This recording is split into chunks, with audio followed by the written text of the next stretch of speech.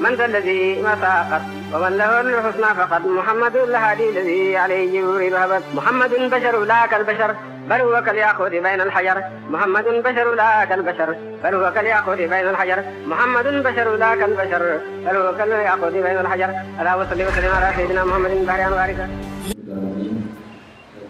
إن شاء الله je me trouve avec le commentaire des épîtres des êtres de Mawlana Cheikh Ahmed Tijani et la fois dernière nous avons parlé d'un conseil que Cheikh Ahmed Tijani nous avait donné. Il nous avait recommandé d'apprendre de faire toujours accrocher à Allah subhanahu wa ta'ala. Et pour celui-là qui voulait ça très difficile à pratiquer, il nous a montré une prière. C'est cette prière-là que l'Arabie a dit que Hassan a traduit, qui est sallallahu alayhi wa awwalihi wa bika malazihi wa ilayka tijari wa alayka tawakkuli wa bika siqati wa ala hawlika wa quwwatika i'timadi wa jami'i ajali ahkamika ridai wa bi taraki sarayana kulliyatika fi kulli shay wa ala intibari kulli shay taka awjalna an ibni wa fahlika hatta la'na sukuni. C'est une prière qui demande de faire. Alors ici, Cheikh Ahmed Tijani va donner quelques explications par rapport à cette prière-là. D'abord, il a dit que cette prière va aider le voyageur de Dieu à avoir le cœur accroché à Allah subhanahu wa ta'ala. Il dit فإذا دعوا عليه كلما رأى من أعمال الناس ما زال يطالب هذا الدعاء. Il dit si toutefois le serviteur étant encore à cette loi, le pratiquant ou la pratiquant à tout moment. Mais cependant, la personne voit qu'il a en lui des états qui ne sont pas conformes à cette loi-là. Alors, en ce moment-là, il dit ما لا يطالب هذا الدعاء ذكر نفسه بمعاني هذا الدعاء. Alors, il fera tout pour rappeler à son âme l'essence profonde de ce dua-là. Et on a dit que ce dua-là, le sens est ainsi: ô Allah, c'est en toi que je retourne mon être, et c'est en toi que j'acquiers la félicité, et c'est en toi que ma vie doit être meilleure. C'est en ton inspiration et en ton voix que je fais référence, de toutes les façons que tu m'ordonnes. Tes jugements, j'ai agréé, et ma quiétude est dans ton existence. Celui qui subsiste par lui-même, c'est-à-dire parlant de Dieu qui subsiste par lui-même. En toute chose, j'atteste, je vois, j'ai confiance que rien de minime ou de grand ne peut être qu'avec ta connaissance et en ton pouvoir. Même si j'acquiers la quiétude tout autour de moi, en moi je vois que cette quiétude ne vient que de toi. En réalité, ça veut dire que la personne ramène tout son être à Allah subhanahu wa ta'ala.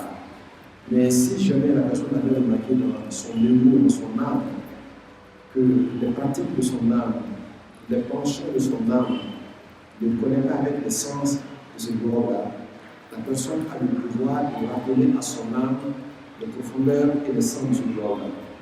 Le but ici, c'est d'aider ton âme à être toujours à la façon par tous les moyens possibles.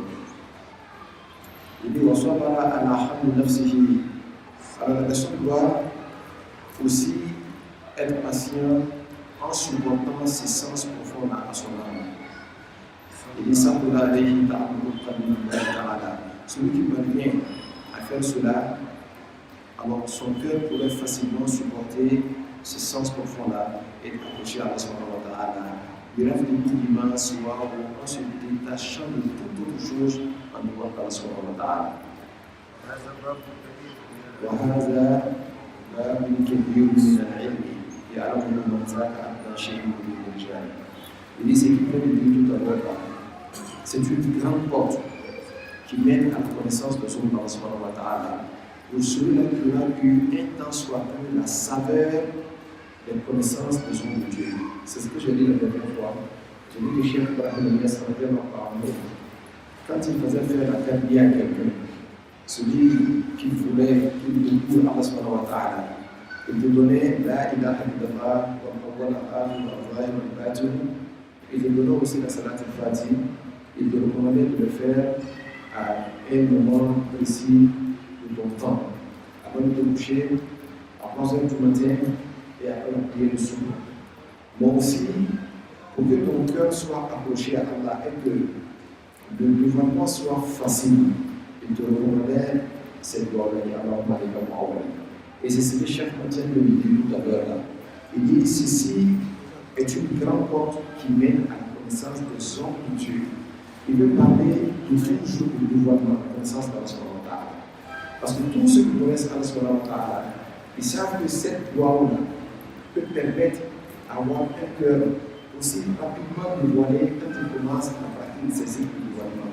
Alors donc, toute personne qui veut insister à la connaissance d'Allah subhanahu wa ta'ala, et la première connaissance d'Allah subhanahu wa ta'ala, c'est le dévoilement vis-à-vis de l'essence de Dieu. Dieu a une essence, il faut connaître Dieu dans son essence. Dieu a des noms, il faut connaître Dieu dans ses noms. Dieu a des attributs, il faut le connaître dans ses attributs. Dieu a des œuvres, il faut le connaître dans ses œuvres. Cette loi-là permet au cœur de l'être humain d'être vite dévoilé par rapport à la compréhension profonde de ces quatre dimensions que nous avons dit tout à l'heure. L'essence de Dieu, le nom de Dieu, les attributs de Dieu et les œuvres de Allah. Toute personne qui veut parler de la connaissance des hommes de Dieu, ici quand on parle de Arija, en réalité ce sont les Awliya. Tous les grands saints sont appelés Arija. Et on a dit que dans un propos d'Ibn Arabi al-Hatimi, il a dit que son chef, Al-Rawzi, a eu un échange avec un de ses amis. Et il a dit Arija al-Arba, que les hommes qu'on appelle Arija, il n'y a que 4 catégories d'hommes. Il est Mahmoud, il est premièrement le prophète. Dieu n'a pas et tous ceux que nous avons envoyés avant toi, Mohammed, étaient tous des hommes. Et ces hommes-là avaient reçu la révélation. Tu vois que pour parler de prophète, Dieu a utilisé le mot Rijal. Deuxièmement, il dit Rijal,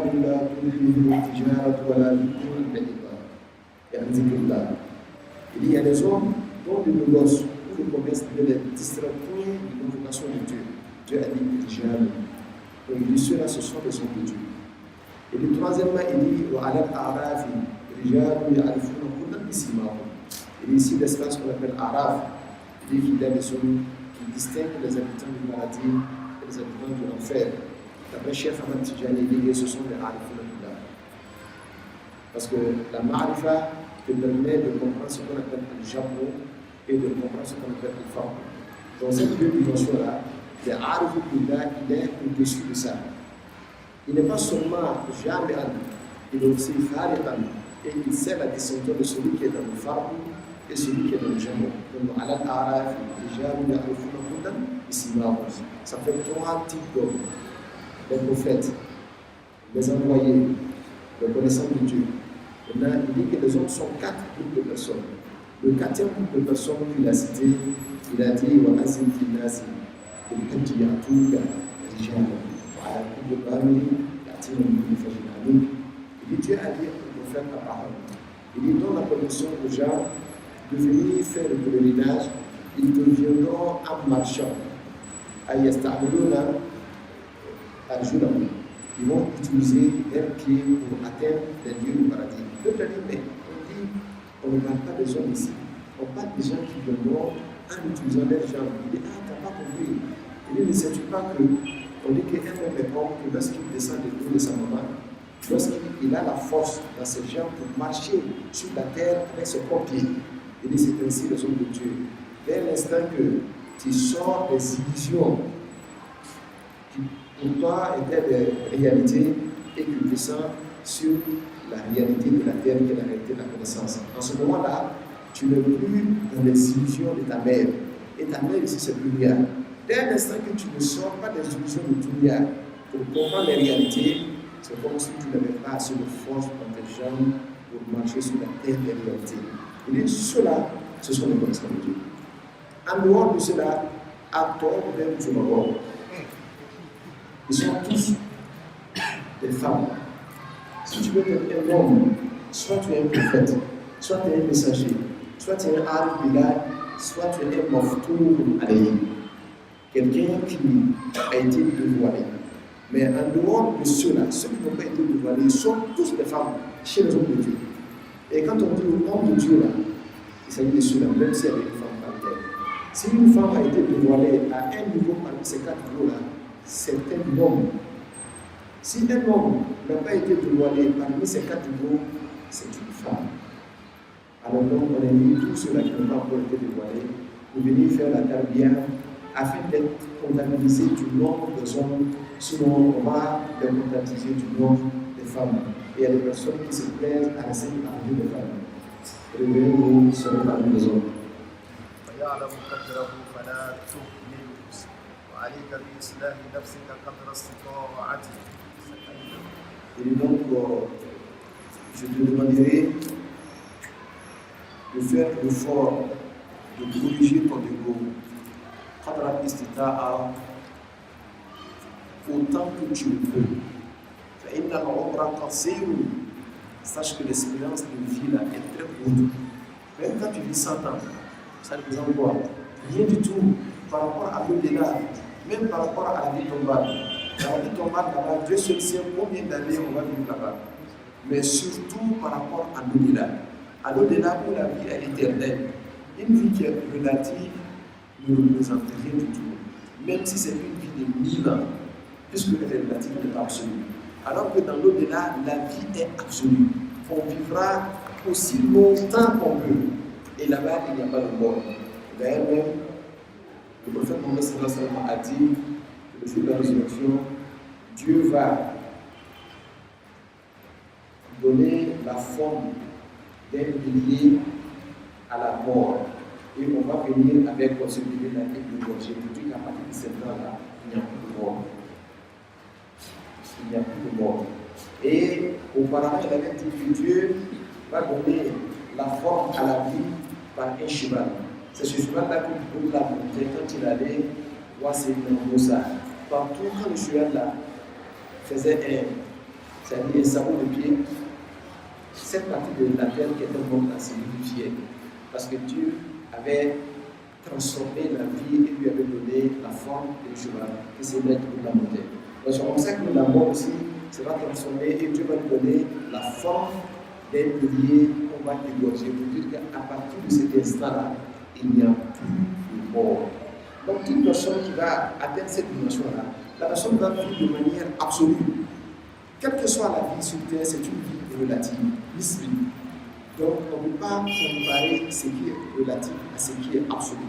Ailleurs, ton compte là, tu vis pour ça aussi longtemps que tu vivras. Donc cette vie-là, même si c'est 2000 années, elle est courte. Alors aujourd'hui, on voit des personnes qui vivent 100 ans. Il faut vraiment se lever le matin.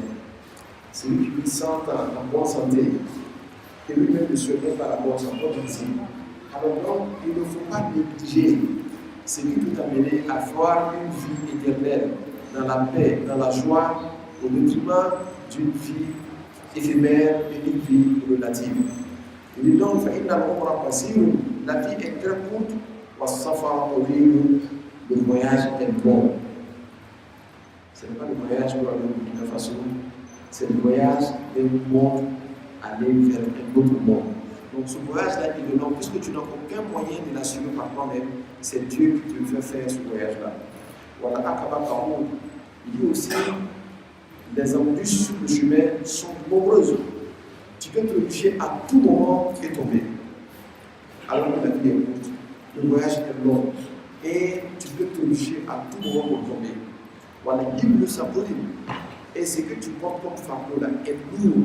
Imagine quelqu'un qui doit faire 1000 km avec un bagage de 1 tonne sur lui et avec des pièges sous la route. Finalement, on verra que ce voyage est impossible. Alors c'est comme ça qu'il représente le voyage d'être humain, de ce monde ici-bas pour atteindre l'au-delà. La vie est courte, le chemin est long et tout fait d'embûches. Et la responsabilité, j'allais dire, le bagage que tu as comme fardeau est lourd. Il dit, et également, rendre compte devant Allah est très pénible et difficile. Parce que Dieu va te demander de donner des explications sur tous les infras que tu as utilisés. Si tu es riche, sur tous les regards que tu as donnés, pourquoi tu as émis ce regard-là, sur tous les états qui t'ont habité, il n'y a rien qui sera négligé. Et tu vas rendre sur tout. Tout ça, Dieu est propre et rapide. D'après chaque collègue de Yes, tout cela se fait entre Zour et Asli, tu es affilié de juger tout le monde. Tout le monde est jugé. Mais ces Zour et Asli-là, ça va paraître pour toi comme des milliers d'années. Tellement c'est difficile ce jour-là. Alors donc, faisons attention, chaque chose que tu utilises, tu vas rendre compte à cela. Le manger que tu as mangé, l'habit que tu as porté, la femme que tu as mariée, tout ça tu vas rendre compte de cela. C'est ce ton ami que tu as trompé pour sa femme. Tout ça tu vas rendre compte de cela. On dit même, si deux animaux se sont attaqués, l'une a des cornes, l'autre n'a pas de cornes. Celle qui a des cornes a blessé celle qui n'a pas de cornes. Le jour de la résurrection, Dieu les paye. Eux-mêmes qui n'ont pas à être jugés, ils donnent leur corps à celle qui n'a pas de corps. Il faut rendre ce son tour et puis il retourne le bien. Pour dire qu'il n'y a rien qui sera négligé. Donc c'est important de faire beaucoup attention. Les tremblés, les tournées, les tournées, même les médias, faites beaucoup attention à ça.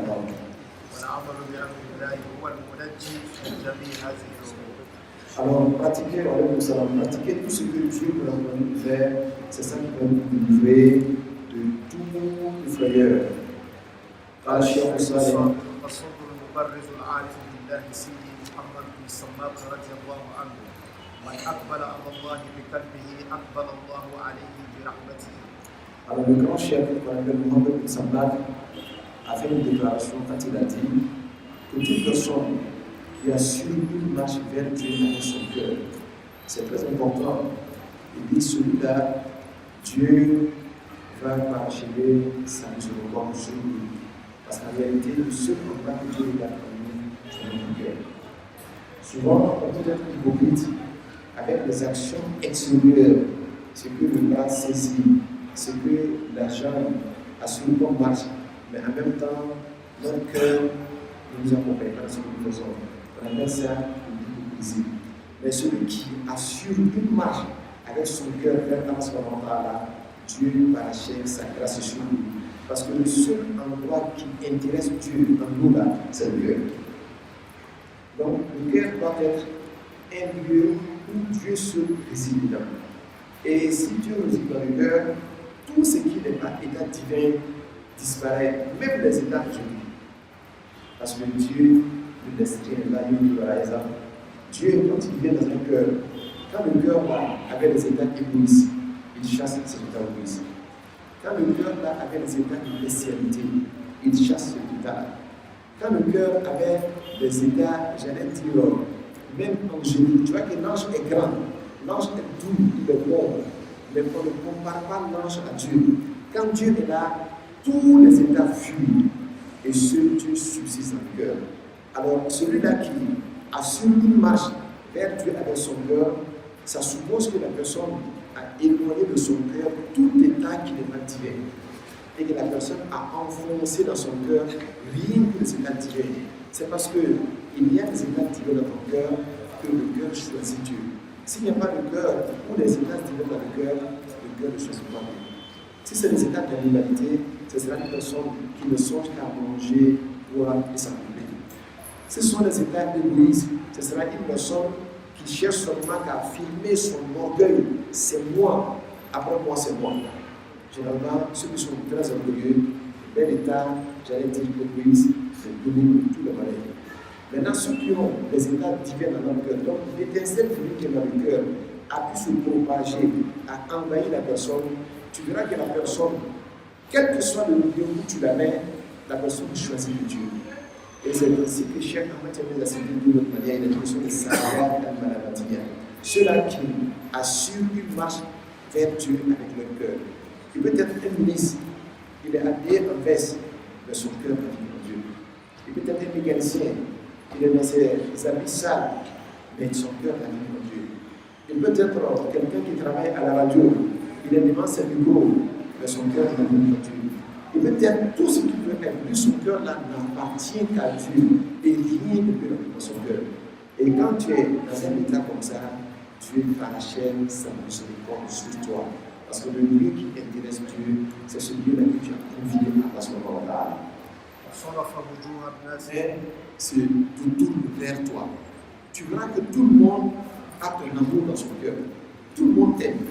C'est parce que tu as mis ta choisi Dieu. Et ce hadith-là, où le prophète dit, donc Dieu est un serviteur, il dit à l'ange Gabriel de faire un appel à tous les habitants célestes qui reconnaissent que Dieu est un tel. Et souvenez-nous d'avoir l'amour des âmes. Et après ce moment-là, Dieu met son amour dans le cœur de tous les êtres humains. Tout être humain qui le voit, automatiquement l'aime. Parce que lui, son cœur a choisi Dieu. Quand tu veux savoir est-ce que Dieu aime quelqu'un ou pas, regarde, si tu vois que tous les êtres humains se dirigent vers une personne avec un grand amour dans la sincérité, ce n'est pas pour son argent qu'ils sont avec lui. Ce n'est pas parce qu'ils chantent bien qu'ils sont avec lui. Pour éloigner les chanteurs et tout ça, parce que s'ils ont beaucoup de monde derrière eux. Mais c'est des personnes que tu vois, les gens les aiment, même ceux qui prétendent ne pas les aimer. Quand ils sont à côté d'eux, ils ne peuvent que les aimer. C'est étant l'un d'eux qui peut les critiquer. Alors, c'est le signe fort de l'amour de Dieu. Alors, on dit, وَصَرَفَ وُجُوهَ النَّاسِ إِلَيْهِ.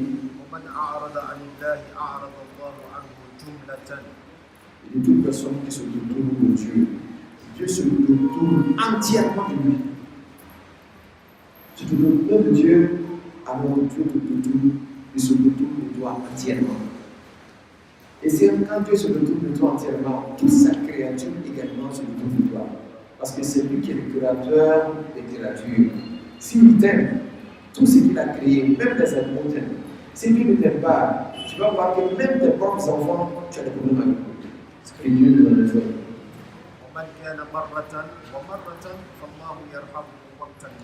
Alors celui-là qui fait de son affaire de Dieu par des moments sombres, il y a des moments où lui il est écoute de Dieu, et d'autres moments il se détache de Dieu. Alors ce que tu donnes à Dieu, c'est ce que tu reçois de Dieu. Si tu l'aimes, à un moment donné, et d'autres moments tu es détaché de lui, lui aussi, ce n'est que par moment qu'il t'aimera, que vous commencerez de tourner de toi. Et dans tous les cas, tu ne gagnes pas grand-chose. Alors, ce qui t'arrangerait là, c'est de te tourner vers lui, pas de te tourner de lui. Lui confier toute ton entièreté et tu verras que Dieu te donnera aussi toute son entièreté.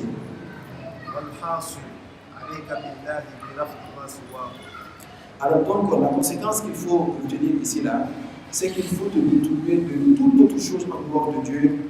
Les habitudes de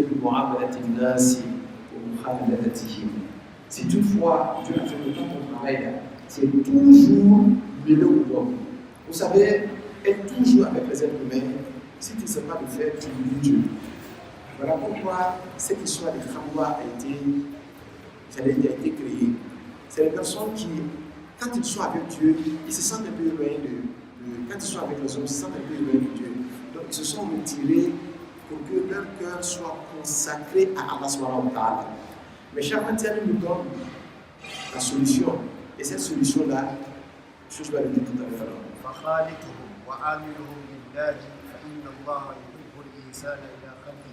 Alors, si tu es obligé d'être toujours avec le monde, fais-le pour Dieu. En résolvant leurs problèmes, en étant toujours avec eux. Parce que tout puissant Allah, il aime voir que d'autres personnes s'occupent de sa créature. Quand tu es bon avec la créature d'Allah, alors Dieu sera bon avec toi. Mais tout ça, fais-le pour Dieu. Ça veut dire que ça ne va pas se faire pour la vanité. Si tu le fais pour la vanité, les êtres humains, c'est que penser que l'information là. Mais il va y avoir des gens qui c'est que quand on dit comment il bon, il m'a farati, il dit la fin des électrons. Au poisson, il va y avoir des gens qui ont un poisson. Il y a des gens qui ont un poisson. Il y a des gens qui ont un poisson. Il y a des gens qui ont un poisson. Il y a des gens qui ont un poisson. Parce que les êtres humains qui sont avec toi, c'est leur préoccupation qui les intéresse. Même si tu es fatigué à mourir, tout ce qu'il veut là, il va te demander de faire ça. Ce n'est pas son problème. ta santé, ce n'est pas ton problème, son problème, ton retour. Son problème là, c'est ce qui l'intéresse, un peu intérêt. Même quand il semble, j'allais dire, compatir à ta douleur, vraiment, chef, tu es fatigué, hein? Il dit vraiment, chef, va te reposer. C'est toi qui es venu là, il a dit ça. Et c'est comme ça que les problèmes sont. Tu ne peux plus rien. Alors toi, mets-toi en tête que tes rapports avec les êtres humains là, tu ne le fais que pour Dieu. Et c'est le moment là que les rapports là seront une très grande bénéfice. وأكبر ما أحثك عليه هو كثرة الصلاة بحضور القلب على رسول الله صلى الله عليه وسلم. Alors, chaque charité, ce dont je te donne le conseil, et que tu peux avoir un gros profit là-dedans. Et je donne le conseil de faire assez de salat sur le prophète Mohammed sallallahu alayhi wa sallam, mais en étant présent dans la pratique du salat. Ce n'est pas faire la salat en étant absent. Il dit du boudour du qalbi. Celui qui fait la salat sur le prophète Mohammed sallallahu alayhi wa sallam, en méditant sur les grandeurs du prophète Mohammed sallallahu alayhi wa sallam, l'impact que cela aura sur son cœur là. Mais par contre, celui qui fait la salat tout en étant absent, il a tenté de chapeler, mais son cœur va tourner aux États-Unis d'Amérique. Après, ça va en Russie, ça quitte là-bas, ça va au Congo, ça revient au Burkina Faso. Alors, cet état-là n'a pas beaucoup de bénéfice sur ton cœur. Et ce n'est pas seulement le cas de la salat sur le prophète, mais c'est l'ensemble des occupations que tu fais. Voilà pourquoi je me demandais la dernière fois, d'être humain qui ne parle pas arabe doit faire l'effort de connaître le sens des cycles qu'il pratique, pour que cela puisse l'aider à méditer sur le sens de ce qu'il fait. C'est ça là qui va, j'allais dire, l'aider à être présent pendant la pratique de son cycle et à ne plus être absent pendant la pratique de son cycle. Et c'est très très important, parce que tout ce que nous faisons, c'est le résultat que nous cherchons. Quand tu fais sans avoir beaucoup de résultats, parce que dans tous les cas, celui qui vient s'asseoir faire le cycle, même s'il n'a pas de sens, il va en sortir avec des mérites.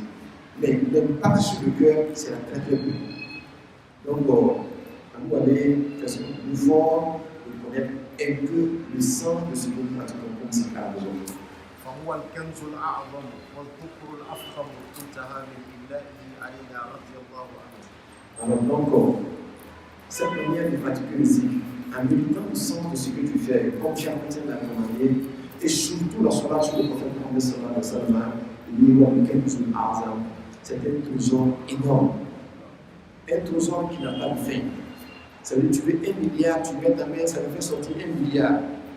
Tu as donné 10 milliards, tu mets ta main, ça te fait sortir 10 milliards. Et ce qui reste là est encore beaucoup de ce que tu as utilisé.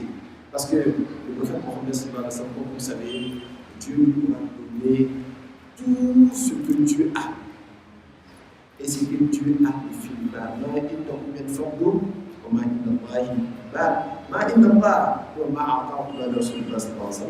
Tout ce que tu as, il s'est manifesté avec ça dans la réalité mohammedienne. Voilà pourquoi le prophète Mohammed et il a dit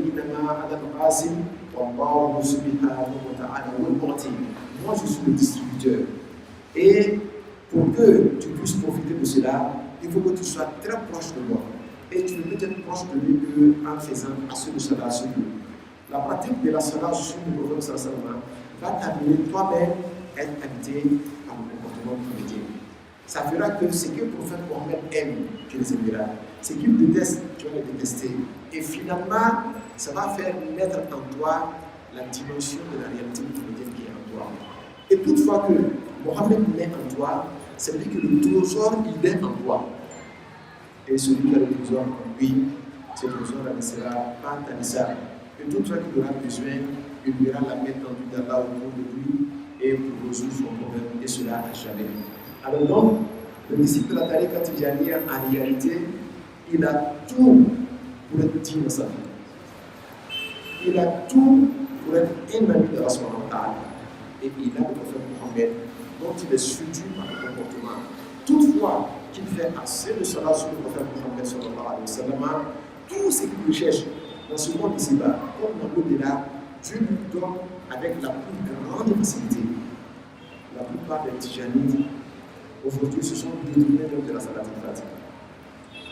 Ils préfèrent autre salat que de pratiquer la salat al-Fatiha. Moi, je connais un chef, ce chef-là, lui, il ne pratique que la Salat al-Fatih. Même le latif, il ne pas. Il ne fait que la Salat al-Fatih. Mais wallahi, ce chef-là, je l'ai connu depuis qu'il n'avait rien, depuis que d'autres personnes avaient mieux que lui. Aujourd'hui, là, il les a dépassés et tous. Il ne fait que la Salat al-Fatih. Quand il cause avec toi, il me dit que le minimum pour que tu puisses le comprendre. Mais dès l'instant que tu t'étais, voilà que tu es en train de parler, lui automatiquement il commence avec la Salat al-Fatih. Il commence avec la Salat al-Fatih. Je suis allé en Afrique du Sud, j'ai vu un jeune là-bas qui s'appelle Abouakar. Ce jeune-là, je n'ai pas vu quelqu'un aussi extraordinaire que ce jeune-là. Lui aussi, sa pratique, c'est la Salat al-Fatih. Il ne fait que la Salat al-Fatih. Mais c'est que le jeune voit. Tu vas dire que c'est un autre prophète après le prophète Mohammed sallallahu alayhi wa sallam. Et tout ce qu'il te dit, il te dit ce qui va arriver ouvert et ça arrive ouvert. J'étais vraiment étonné. Il dit que lui, sa vie là, il a choisi la Salat al-Fatih. Et ce jeune-là, il a tout. Mais quand tu le vois parmi les gens, humble, comme le prophète Mohammed sallallahu alayhi wa sallam. Mais s'il vient te donner de l'argent, tu lui demandes où on a fait son l'argent. Parce qu'il t'a fait bien quand même. Alors, c'est pour acheter un qui son hadiya. Et il te donne, c'est pas $1000, ça va au-delà de ça. Alors, tout ça pour nous dire, retournons-nous à nos valeurs. Nos véritables valeurs, la charité de l'actif, Salat al-Fatih. Latif. Salat al-Fatih, Latif. Quand tu regardes même, c'est ça même qui est le socle même de sa tarika. Aujourd'hui, la tarika Tijaniya est la plus grande tarika du monde. On ne dit pas parce que nous sommes des Tijaniens, c'est aussi une vérité. C'est la tarika la plus reconnue. C'est vrai que la tarika Qadiriya et la tarika Shaziliya, qui sont des tarikas qui se sont démembrés plus que la tarika Tijaniya. Par exemple, dans la tarika Qadiriya, tu vas trouver la tarika Quntiya. Quand tu dis Al-Quntiya, les gens pensent que c'est une autre tarika, mais c'est pourtant la tarika Qadiriya. Il y a beaucoup de démembrements. Les grands chefs de la tarika Qadiriya sont devenus comme eux-mêmes initiateurs de tarika. Les deux tous sont dans la tarika Qadiriya. C'est comme ça la tarika Shaziliya également. Comme il y a la tarika Al-Ibriya, c'est la tarika Shaziliya. Ils sont basés en Algérie. Alors donc, ça a eu beaucoup de démembrements. Mais en termes de nombre de personnes, la tarika Tijaniya a plus de monde au-delà de toutes ces tarikas, même si tu les réussis ensemble. Et les gens disent que la tarika, pour le tour aujourd'hui, il y a 6, c'est-à-dire que sur le tour aujourd'hui là, c'est 6 grands tarikas. Et à partir de ces 6 grands tarikas-là, tous les autres tarikas ont découvert, mais en réalité, ce ne sont pas des tarikas, ce sont juste des grands chefs de ces tarikas-là qui se sont assis et leur influence appelée comme le semblant d'une tarika. On va commencer par la tarika Qadiriya, qui était la première tarika que le monde a connue. Après la tarika Shaziliya, après la tarika Khalwatiya, après la tarika Naqshbandiyya. Il y a une tarika Al-Mihraniya qui se trouve aujourd'hui en Soudan, au Soudan réalité. Et finalement, la dernière tarika est apparue, c'est la tarika Tijaniya. Mais elle a réuni plus de monde que tous ces tarikas que j'ai cités. Quand vous regardez dans le monde aujourd'hui, là, ce ne sont que ces 6 tarikas et l'aide du démembrement que vous voyez, Inch'Allah. Nous prions Allah subhanahu wa ta'ala que Dieu nous donne la bonne compréhension. Vous avez eu la chance d'appartenir à la tarika du sceau des signes que le prophète Mohammed et Cheikh Tijani. Et tout ce que nous donne conseil, celui qui se conforme à cela, la personne ne verra aucunement des difficultés dans sa vie, dans ce monde ici-bas, mais encore mieux dans le monde au-delà, c'est que Dieu nous réserve là. Dieu nous l'a réservé aucunement pour nous autres. Et Chantal a dit,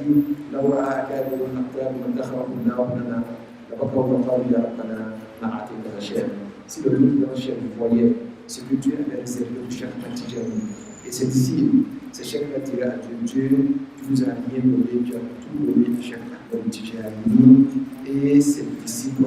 Chaque Tijani, il est comme Ramzul Ism. C'est comme le symbole des noms de Dieu. Voilà pourquoi tous les noms de Dieu là, leur autorisation est prise à partir de la personne Tijani. De celui qui sait comme de celui qui ne sait pas. Quand Cheikh Ahmed te donne un nom, il dit fais le latif, fais la Salat al-Fatih, la valeur qu'elle est là, tu ne peux pas la voir sur le Canada. Parce que tu as la notion de Cheikh Tijani. Ce qui rend les choses plus faciles que les autres notions. Parce que cette notion-là, c'est une notion de ce qui donne une notion à tous les autres Cheikh. Nous te donnons une notion, c'est